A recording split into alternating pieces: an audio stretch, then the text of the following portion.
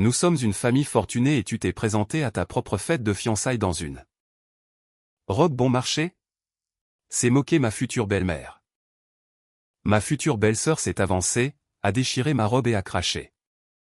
Elle essaie d'humilier notre famille. Mon fiancé a simplement baissé la tête et n'a rien dit. Mais lorsque mon puissant grand-père est entré dans la salle de bal. Si vous aimez les histoires où les personnes arrogantes et toxiques reçoivent le karma instantané. Quel mérite! N'oubliez pas de vous abonner et d'activer les notifications pour ne jamais manquer une fin satisfaisante. Je m'appelle Heidi. J'ai perdu mes parents dans un tragique accident quand j'avais 9 ans. Depuis ce jour, mon grand-père Harold m'a élevé. C'est une figure extrêmement puissante et immensément riche du monde des affaires. Il a bâti un véritable empire commercial et prévoyait que j'hérite de tout. Mais il y a 3 ans, j'ai pris une décision qui l'a surpris. J'ai refusé d'entrer dans une vie de privilège sans comprendre comment fonctionne le monde réel. Je voulais déménager à Sacramento.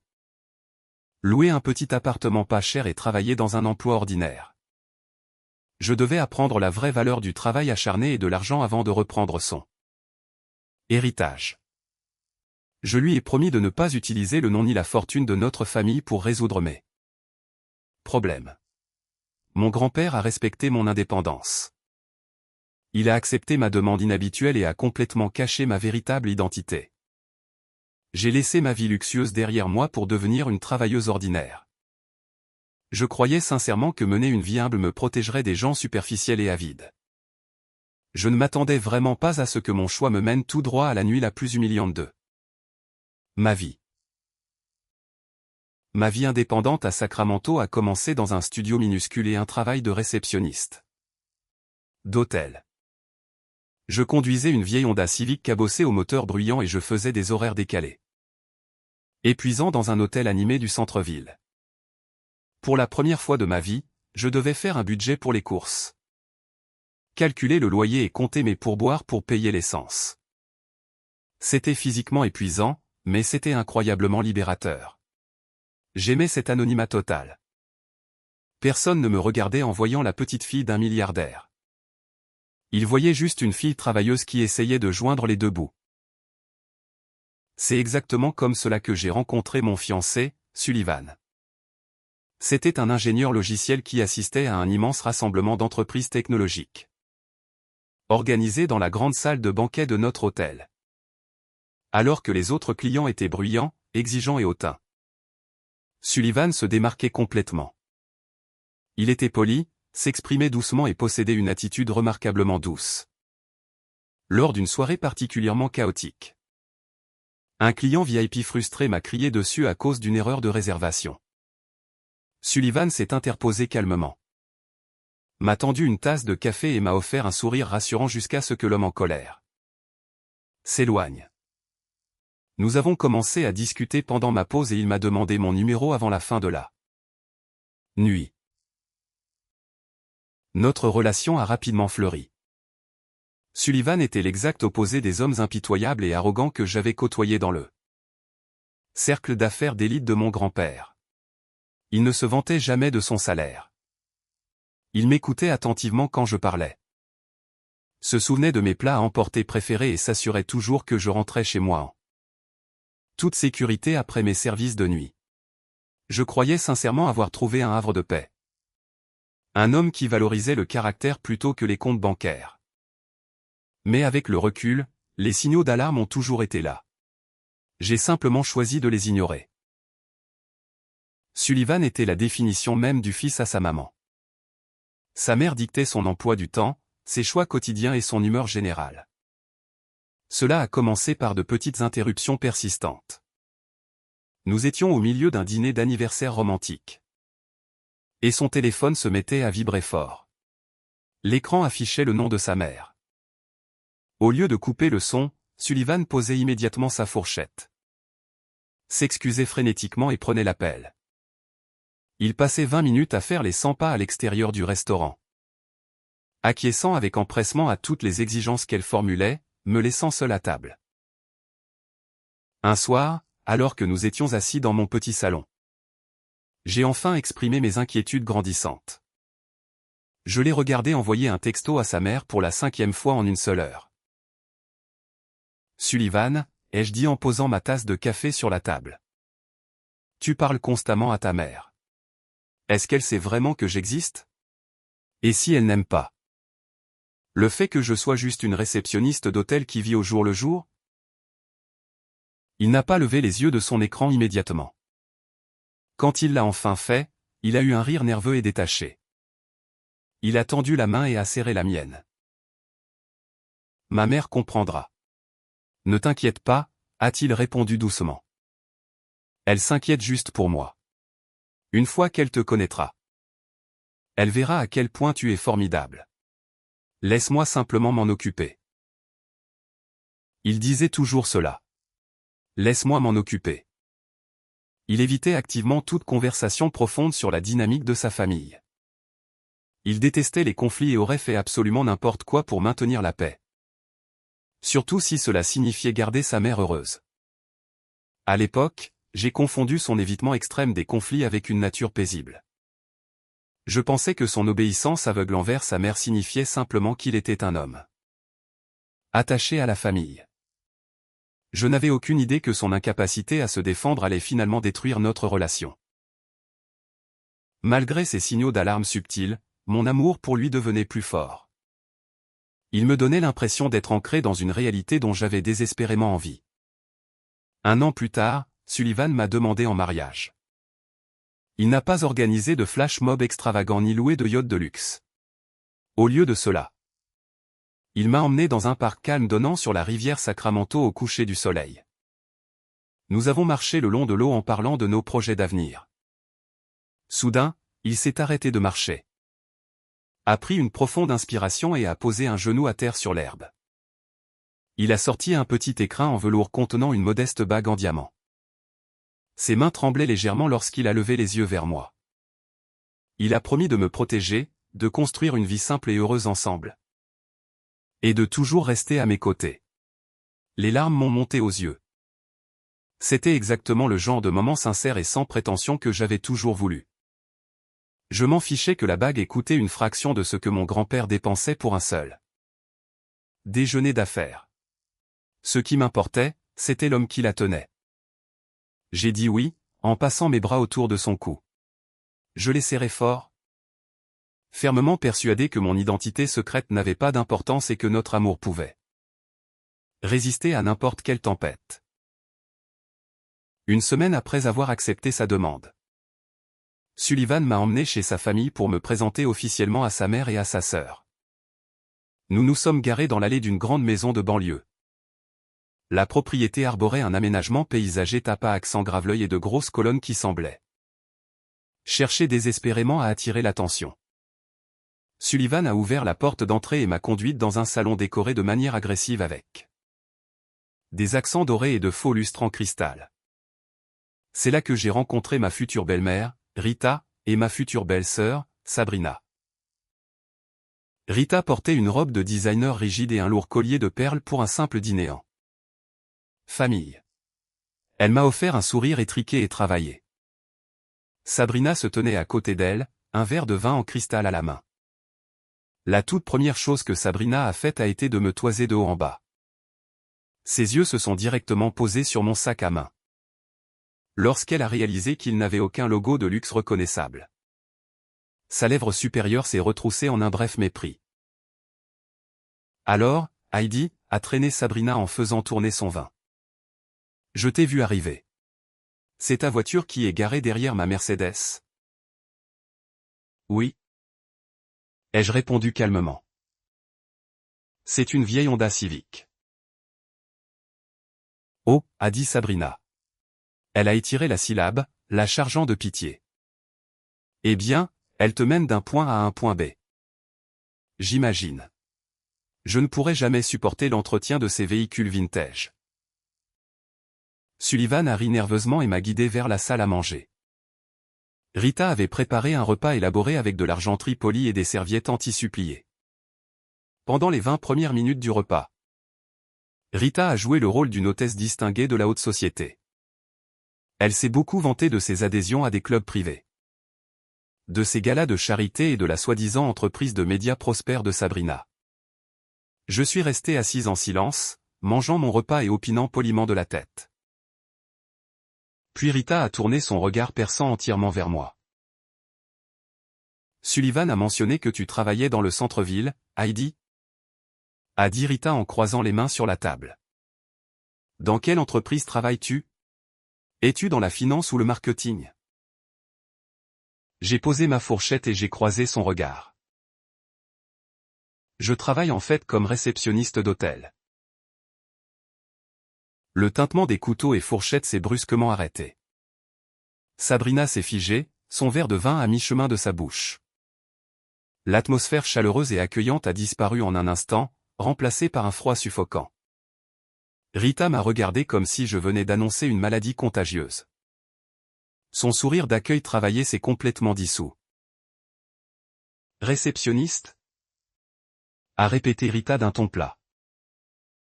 Le mot semblait être du poison dans sa bouche. Oui, ai-je dit. Je m'occupe des relations avec les clients et des opérations de la réception. Rita s'est adossée à sa chaise et a poussé un lourd soupir théâtral. Elle a regardé Sullivan, puis de nouveau moi, ses yeux complètement dépourvus de chaleur. Mon fils est ingénieur logiciel senior, a déclaré Rita, sa voix prenant un ton froid et moqueur.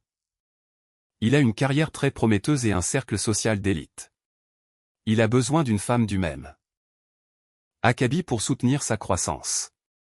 Quelqu'un qui comprend les exigences de son style de vie.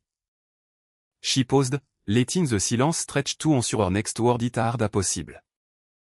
Je n'ai rien contre le travail honnête, Heidi, mais une réceptionniste d'hôtel. Eh bien, l'écart est simplement trop grand. Comment penses-tu pouvoir être à ses côtés lors d'événements professionnels? Que vont penser ses collègues? Mon cœur battait la chamade contre mes côtes. Le manque de respect était effarant. J'ai tourné la tête pour regarder Sullivan. C'était sa maison. C'était sa mère qui insultait la femme qu'il venait de demander en mariage. J'attendais qu'il prenne la parole. J'attendais qu'il défende mon honneur. Qu'il dise à sa mère que mon travail ne définissait pas ma valeur. Ou qu'il lui demande au moins d'avoir un peu de politesse de base.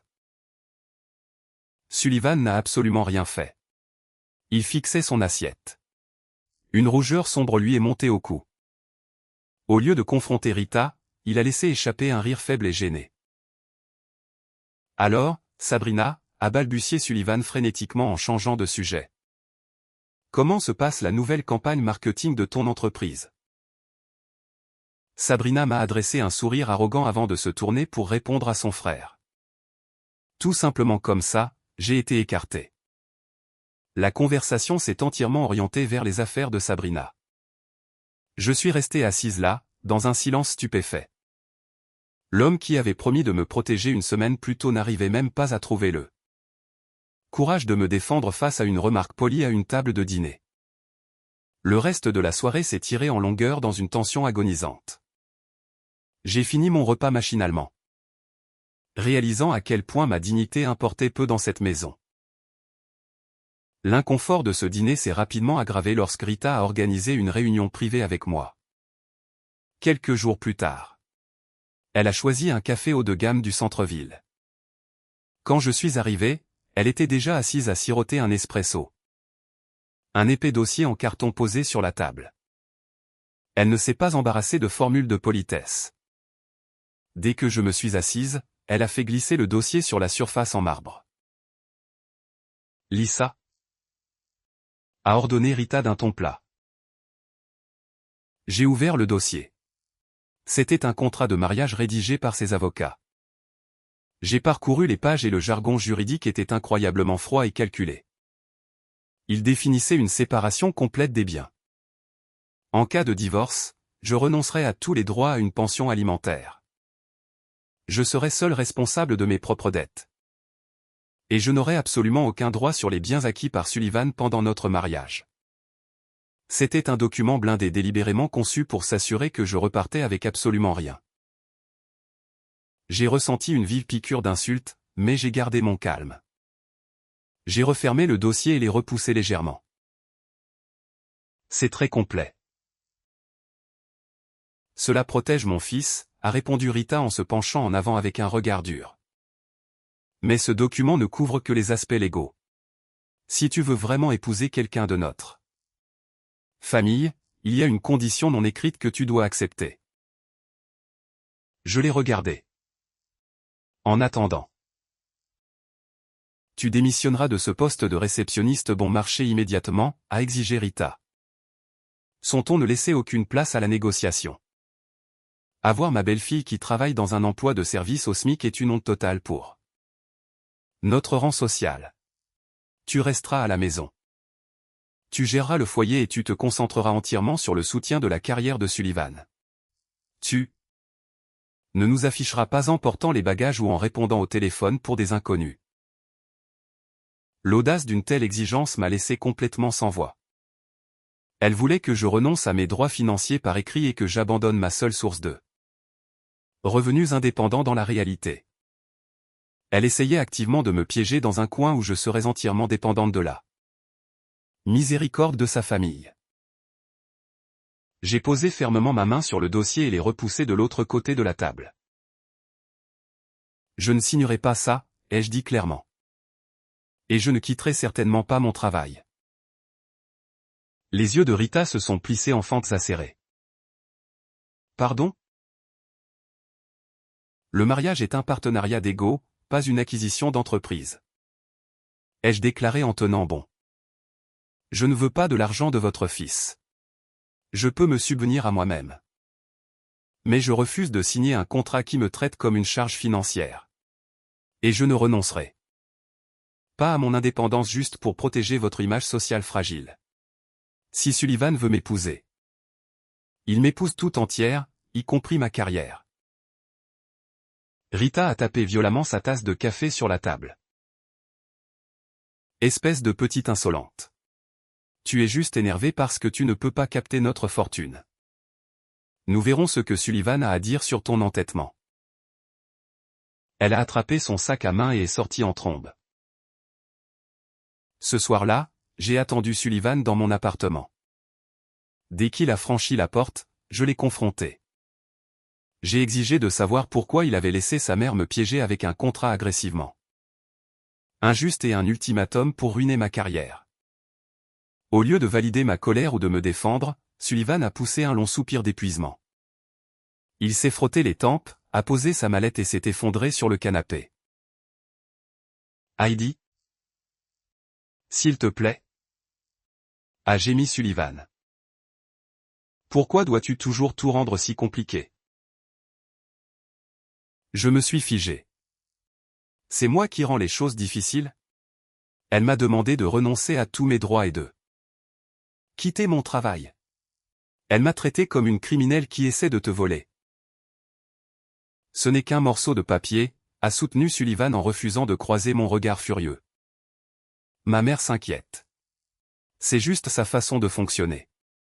Et honnêtement, elle a un point concernant ton travail. Tu fais des heures folles pour un salaire misérable. Je gagne assez pour nous deux. Quitte juste l'hôtel. Signe le document et laisse-lui cette victoire. Ce n'est pas une grande affaire. Laisse-lui cette victoire, ai-je répété, la voix tremblante d'incompréhension. Sullivan ? Elle me traite comme une chercheuse d'or. Elle essaie de me retirer mon indépendance pour que je n'ai nulle part où aller. Elle essaie juste de protéger la famille, a éclaté Sullivan en élevant la voix. Il s'est immédiatement repris, a baissé la tête et s'est mis à faire les 100 pas. Écoute, signe-le. D'accord ? D'autres femmes seraient ravies de rester à la maison. Fais-lui plaisir pour avoir la paix. Je ne veux plus gérer ces disputes. Il est allé dans la chambre et a fermé la porte derrière lui. Je suis resté seul dans le salon à fixer la porte fermée dans un silence total. Il ne se souciait pas de ma dignité, de ma carrière ou de mes sentiments. Il voulait seulement éviter le conflit avec sa mère. À cet instant précis, une fissure massive s'est formée dans les fondations de notre relation. Et les dégâts semblaient totalement irréversibles. Comme je refusais absolument de signer l'accord Rita a changé de tactique pour contrôler toute mon image publique pour la fête de fiançailles. 3 jours avant l'événement, un énorme carton de livraison est arrivé à mon appartement. L'emballage portait le logo d'une boutique d'ultraluxe du quartier le plus riche de la ville. J'ai ouvert le couvercle et retiré le papier de soie. À l'intérieur se trouvait une robe qui représentait tout ce que je détestais dans la richesse. Superficielle. Elle était lourdement couverte de strass d'allure bon marché. Présentait un décolleté inconfortablement plongeant et arborait une couleur d'un éclat aveuglant. Cela ressemblait moins à une tenue de fiançailles qu'à un appel désespéré à l'attention. Avant même que je puisse remettre le couvercle sur la boîte, mon téléphone a sonné. Le nom de Rita a clignoté sur l'écran. J'imagine que le coursier a déposé mon colis, a déclaré Rita dès que j'ai décroché. Elle ne s'est même pas donné la peine de dire bonjour. J'ai reçu une boîte. Oui, ai-je répondu en fixant le tissu voyant. Mais je ne porterai pas ça. Rita a poussé un rire moqueur et condescendant au téléphone. Tu n'as pas le choix dans cette affaire. À partir de maintenant. Tu fais partie de la famille Vance. C'est moi qui décide de ce que tu portes. Tu dois être à la hauteur pour ne pas nous faire honte devant nos invités de la haute société. Mais là. Fais-la retoucher si tu veux, et porte-la samedi. Je suis parfaitement capable de me vêtir moi-même. Ai-je dit fermement en gardant une voix calme. J'ai déjà une tenue prête pour mes fiançailles. Je me fiche des chiffons bon marché que tu as achetés dans un magasin de déstockage. A tranché Rita en abandonnant complètement son masque de politesse. Tu porteras ce que je t'ai acheté ou tu le regretteras. Elle a raccroché brutalement. J'ai jeté mon téléphone sur le canapé et je suis allé directement au placard de ma chambre. J'ai écarté mes vêtements de travail quotidien et j'ai délicatement sorti une lourde housse de protection. Je l'ai ouverte lentement. À l'intérieur pendait une robe classique magnifiquement taillée. Elle était modeste, élégante et intemporelle. Elle n'avait pas de diamants voyants ni d'étiquette de grand couturier. C'était la robe de ma mère. C'était la tenue exacte qu'elle portait pour son dernier anniversaire. Quelques semaines avant le tragique accident qui nous l'a enlevée, elle et mon père. Je l'avais conservée pendant plus d'une décennie. Pour le monde extérieur, elle pouvait sembler légèrement vintage ou simple, mais pour moi, c'était un trésor inestimable. La porteur était ma façon de m'assurer que ma mère serait là avec moi lors de l'un des jours les plus importants de ma vie. Aucune somme d'argent, et certainement aucune exigence sur les par Rita, ne pourrait me forcer à remplacer ce lien émotionnel profond par un morceau de tissu tapageur. J'ai accroché la robe à l'arrière de ma porte, me sentant totalement en sécurité dans ma décision. 1 heure plus tard. Mon téléphone a sonné à nouveau. Cette fois. C'était Sullivan. Tu as sérieusement déclenché une dispute avec ma mère pour un morceau de vêtement, a exigé Sullivan. Il semblait furieux. C'était la toute première fois qu'il élevait la voix contre moi d'une manière aussi agressive. Je n'ai pas déclenché de dispute. Ai-je expliqué en agrippant le rebord du comptoir de la cuisine. Ta mère m'a envoyé une robe que je ne suis pas à l'aise de porter. Je lui ai dit que j'avais déjà ma propre robe pour la fête. Pourquoi dois-tu toujours tout rendre si difficile, a hurlé Sullivan dans le téléphone, ignorant complètement ma version de l'histoire. Ma mère a dépensé beaucoup d'argent pour cette tenue pour que tu sois présentable. Est-ce que ça va te tuer de porter la robe qu'elle a choisie? Arrête d'être aussi têtu et fais juste ce qu'elle dit. Ma poitrine s'est serrée. Sullivan? La robe que je porte appartenait à ma défunte mère. C'est la dernière chose qu'elle a portée avant de mourir. Je veux garder son souvenir avec moi. Tout le monde se fiche de vieux vêtements vintage, a-t-il gémi dans une frustration intense, balayant complètement mon traumatisme. Tu fais honte à ma mère. Porte la robe qu'elle a achetée ou ne te donne même pas la peine de venir à la fête. Un silence lourd et suffocant s'est installé entre nous. L'homme à l'autre bout de la ligne était un inconnu total. Il se souciait plus de l'ego fragile de sa mère que de la mémoire de mes parents décédés. Je ne me suis pas disputé. Je n'ai pas crié. J'ai simplement éloigné le téléphone de mon oreille et j'ai appuyé sur le bouton de fin d'appel. Je suis retourné dans la chambre. J'ai regardé la robe de ma mère accrochée à la porte et j'ai fait le vœu silencieux de la protéger à tout prix. Ce soir-là, les lustres en cristal de la salle de bal de l'hôtel brillaient de mille feux lorsque j'ai franchi les portes.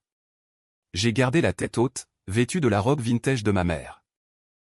Elle portait le léger parfum réconfortant de la lavande, me donnant la force dont j'avais besoin pour faire face à la famille Vance. Mais au moment où mes talons ont résonné sur le sol en marbre poli, les murmures à l'intérieur de la grande pièce se sont brusquement tus. Des centaines d'yeux se sont braqués sur moi. L'élite fortunée de Sacramento, vêtue de ses robes de soirée voyantes et de ses tuxedos sur mesure, a commencé à chuchoter. Un murmure dur et préjugé s'est propagé dans la foule. Certains invités ont carrément sorti leur smartphone, pointant leur caméra directement sur moi, le visage déformé par l'amusement.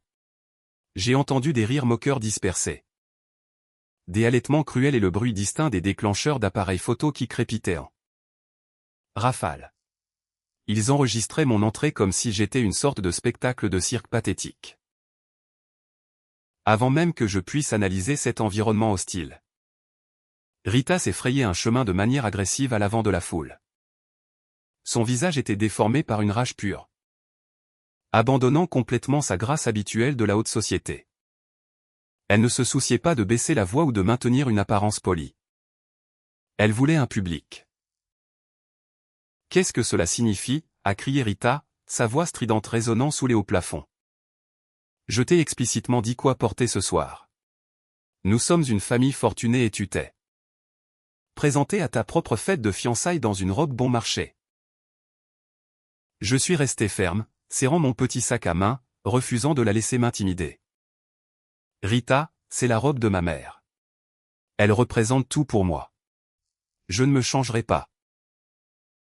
Sa place est dans une poubelle, a craché Rita en faisant de grands gestes vers la foule d'invités qui filmaient. Regarde-toi. Tu as l'air d'une mendiante sans-abri qui s'est trompée d'immeuble. Tu essaies intentionnellement de nous ridiculiser devant nos partenaires commerciaux les plus importants. J'ai dépensé des milliers de dollars pour que tu sois présentable. Et tu t'affiches dans ce chiffon répugnant et démodé juste pour me défier. Les chuchotements autour de nous se sont intensifiés, alimentant l'ego toxique de Rita. C'est alors que Sabrina a surgi de l'ombre, un verre de champagne à la main. Ses yeux étincelaient d'une malice pure.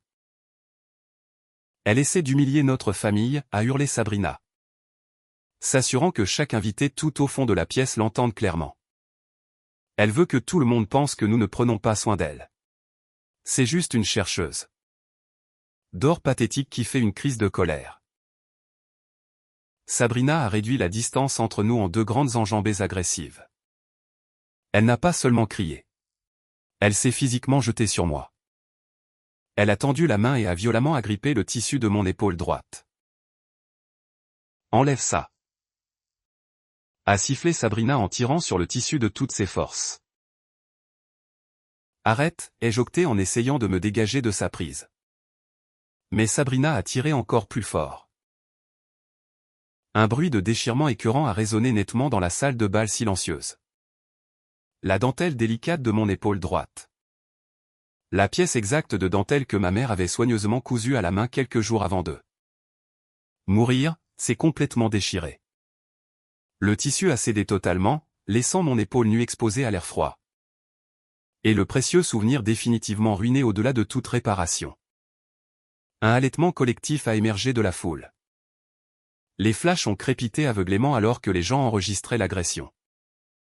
La brutalité pure de cet acte non provoqué m'a laissé momentanément paralysé par le choc. J'ai plaqué frénétiquement ma main sur mon épaule déchirée, essayant désespérément de maintenir ensemble les morceaux déchiquetés du souvenir de ma mère. Ma poitrine se soulevait. Des larmes chaudes d'humiliation et de dévastation absolue menaçaient de couler. Mais j'ai mordu l'intérieur de ma joue et ai refusé de les laisser tomber. J'ai tourné la tête, cherchant désespérément dans la foule l'homme qui avait promis de me protéger. J'ai trouvé Sullivan debout à quelques mètres de là. Il a tout vu. Il a entendu sa mère me hurler dessus. Il a vu sa sœur déchirer violemment mes vêtements. C'était le moment décisif. C'était la seconde exacte où un homme véritable s'interposerait. Protégerait sa fiancée et exigerait le respect. Au lieu de cela, Sullivan a regardé ma robe déchirée, puis a regardé sa mère furieuse. Il a glissé difficilement, le visage devenant complètement pâle. Lorsque mes yeux suppliants ont croisé les siens, il a paniqué. Il a immédiatement détourné le regard, fixant intensément le sol. Puis il a fait un pas en arrière délibéré et lâche, se fondant dans l'ombre de la foule. Il m'a complètement abandonné au loup sans dire un seul mot. Il a choisi l'approbation toxique de sa mère plutôt que ma dignité humaine fondamentale. Dans ce moment agonisant, la moindre illusion que j'avais sur lui s'est brisée complètement. Ce n'était pas un homme doux et galant. C'était un lâche sans colonne vertébrale. La foule s'est rapprochée. Rita a ouvert la bouche pour proférer une autre insulte vicieuse. Ayant clairement l'intention de finir de briser mon esprit sur le champ. Soudain, un fracas assourdissant a résonné dans la pièce. Les lourdes portes en chaîne massive de la salle de bal sont ouvertes avec une force terrifiante. Le bruit lourd et rythmé de chaussures en cuir frappant le sol en marbre poli a immédiatement figé. Chaque regard dans la salle. Le silence oppressant a été instantané. Mon grand-père Harold a franchi le grand porche. Deux imposants gardes du corps en costumes sombres impeccables l'encadraient, balayant la pièce avec une précision froide. L'autorité pure qui émanait de lui a forcé la foule murmureuse à se fendre comme la mer Rouge. Les invités qui filmaient mon humiliation ont rapidement baissé leur téléphone, sentant instinctivement le changement dangereux dans l'atmosphère. Harold n'a pas annoncé sa présence. Il ne s'est pas adressé à l'élite chuchotante. Son regard perçant s'est posé directement sur moi. Il a vu ma robe déchirée. Il a vu l'épaule dénudée où se trouvait autrefois la dentelle faite main de ma mère. Sa mâchoire s'est contractée en une ligne rigide. Il est passé directement devant Rita et Sabrina, ignorant complètement leur existence. Lorsqu'il m'a atteinte, il s'est arrêté. Sans un mot, il a déboutonné sa veste de costume sur mesure. Il l'a retirée et l'a délicatement drapée sur mes épaules, couvrant soigneusement le tissu ruiné. La matière lourde m'a immédiatement abrité des regards indiscrets de la foule. Sa main chaude et ferme a pressé mes bras, me promettant silencieusement que le cauchemar était terminé. Puis Harold s'est lentement tourné pour faire face à la famille Vance. Ses yeux étaient sombres et redoutables. Qui a osé faire cela? A-t-il rugi? Le son retentissant de sa voix a fait trembler les verres en cristal sur les tables voisines. Rita a cligné des yeux, son visage se déformant sous une confusion pure. Sabrina a fait un pas nerveux en arrière, le sourire arrogant complètement effacé de son visage. Elle n'avait clairement aucune idée de qui était cet homme imposant. Rita, essayant désespérément de sauver son autorité brisée devant ses amis de la haute société, a bombé le torse. Excusez-moi, a tranché Rita, bien que sa voix ait tremblé. La sécurité aurait dû vous arrêter à la porte. C'est une fête de fiançailles privée pour la famille Vance. Pour qui vous prenez-vous à faire irruption ici et à nous crier dessus? Harold a poussé un rire bas et menaçant. Le son m'a donné des frissons dans le dos. Il a regardé autour de l'extravagante salle de bal, suivant du regard les plafonds dorés à la feuille et les imposants lustres avant de ramener son regard mortel sur Rita. Votre fête privée, a répété Harold, son ton descendant en un chuchotement dangereux. Vous vous tenez à l'intérieur de mon immeuble. Vous buvez mon champagne. Vous occupez une propriété qui appartient entièrement à ma corporation. Et vous venez de poser vos mains sales sur ma petite fille. Le silence dans la pièce est devenu dense et suffocant. La bouche de Rita s'ouvrait et se fermait comme celle d'un poisson hors de l'eau. Les mains de Sabrina ont commencé à trembler violemment. Harold a fait un pas en avant, réduisant la distance entre lui et Rita. Il a porté sa voix pour que chaque personne dans la salle immense puisse entendre l'incontestable vérité. Je m'appelle Harold, a-t-il déclaré avec un pouvoir absolu. Je suis le fondateur et président de l'empire hôtelier de luxe qui possède cet hôtel précis ainsi que 50 autres à travers le pays. Vous avez regardé ma petite fille et vous avez vu une cible. Vous avez vu une jeune femme menant une vie humble et exerçant un travail honnête. Et vous avez décidé qu'elle était inférieure à vous. Vous pensiez pouvoir la brutaliser, la contrôler et lui retirer sa dignité sans en subir les conséquences. Harold a pointé un doigt strict vers Rita. Elle a choisi de vivre simplement pour apprendre la vraie valeur du travail acharné. Elle voulait connaître le vrai caractère des gens qui l'entouraient sans l'influence de l'argent. Et ce soir, vous lui avez montré exactement qui vous êtes. Vous avez révélé vos véritables couleurs, laides, avides et arrogantes. Un halètement collectif et résonnant a balayé les centaines d'invités. La prise de conscience a frappé la pièce comme une onde de choc dévastatrice. La pauvre réceptionniste d'hôtel dont il s'était moqué sans pitié quelques instants plus tôt était en réalité la future propriétaire d'un empire de plusieurs milliards de dollars. La transformation de la famille Vance a été spectaculaire à observer. Rita a trébuché en arrière, ses genoux cédant visiblement sous son poids. Elle s'est agrippée désespérément au rebord d'une table de traiteur pour s'empêcher de s'effondrer. Sur le sol, toute la couleur s'est échappée de son visage, la laissant pâle et maladive. Sabrina tremblait si fort qu'elle a fait tomber son verre de champagne.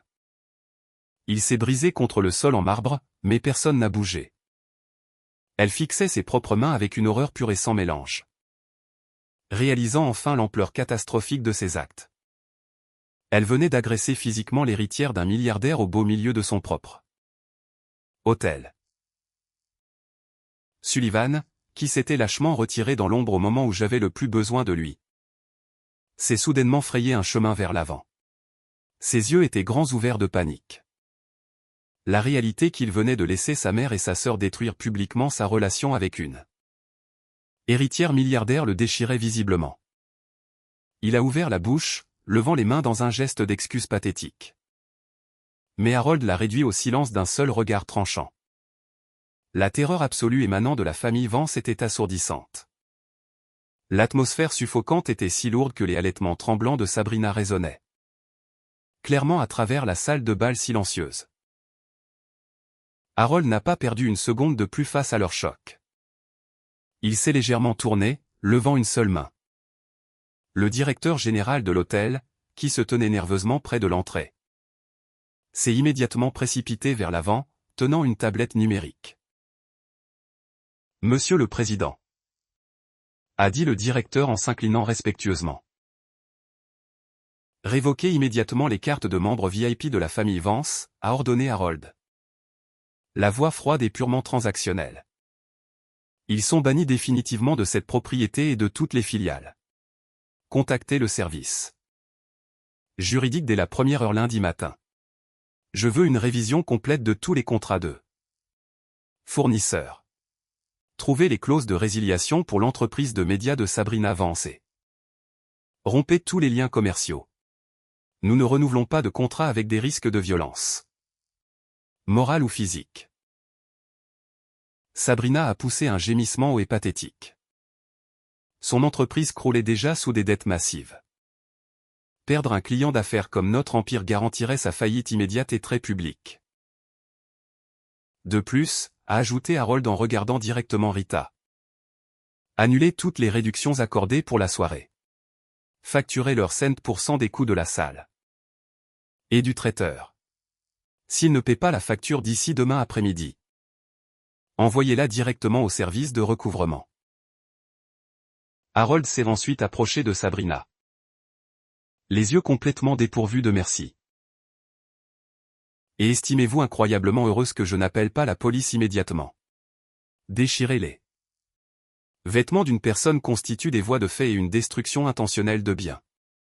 Si jamais vous vous approchez à nouveau de ma petite fille, mes avocats vous enterreront si profondément sous les poursuites civiles que vous ne vous en relèverez jamais. Le poids écrasant des conséquences a anéanti les femmes Vance. Rita, la femme qui avait exigé que je lave les sols et que je quitte mon travail, s'est littéralement effondrée à genoux. Elle a agrippé le bas du pantalon sur mesure de mon grand-père, pleurant ouvertement. « S'il vous plaît, monsieur, nous avons fait une terrible erreur. Heidi, s'il te plaît. Pardonne-nous. Nous ne savions pas qui tu étais. » C'est exactement le problème, Rita, ai-je dit en regardant son visage tacheté de larmes. Vous ne respectez les gens que lorsque vous connaissez le solde de leur compte bancaire. Sullivan a finalement percé la foule. Son visage était totalement enflammé de panique et de regrets désespérés. Il a tendu la main vers moi, ses doigts tremblant violemment. « Heidi, s'il te plaît » a balbutié Sullivan, sa voix déraillant sous la pression. « Je suis tellement désolé. Je ne savais pas qu'elles iraient aussi loin. Donne-moi juste une chance. Laisse-moi tout expliquer. Nous pouvons réparer ça. Je t'aime. » J'ai regardé l'homme que j'avais failli épouser. Je ne ressentais plus de colère, seulement un sentiment accablant de clarté. D'un mouvement rapide, j'ai fait glisser la modeste bague de fiançailles de mon doigt. Je me suis avancé et j'ai pressé le métal froid directement dans sa paume tremblante. « Il n'y a absolument rien à expliquer, Sullivan, » ai-je dit fermement, m'assurant que chaque mot blesse en profondeur. Quand ta mère m'a tendu un contrat injuste pour ruiner ma carrière, tu m'as dit de signer. Quand elle a insulté la mémoire de ma défunte mère, tu m'as hurlé d'obéir. Et quand ta sœur m'a attaqué physiquement devant des centaines de personnes, tu as fait un pas en arrière et tu t'es caché. Sullivan a glissé difficilement, de lourdes larmes montant dans ses yeux. Il a essayé de parler, mais aucun mot n'est sorti.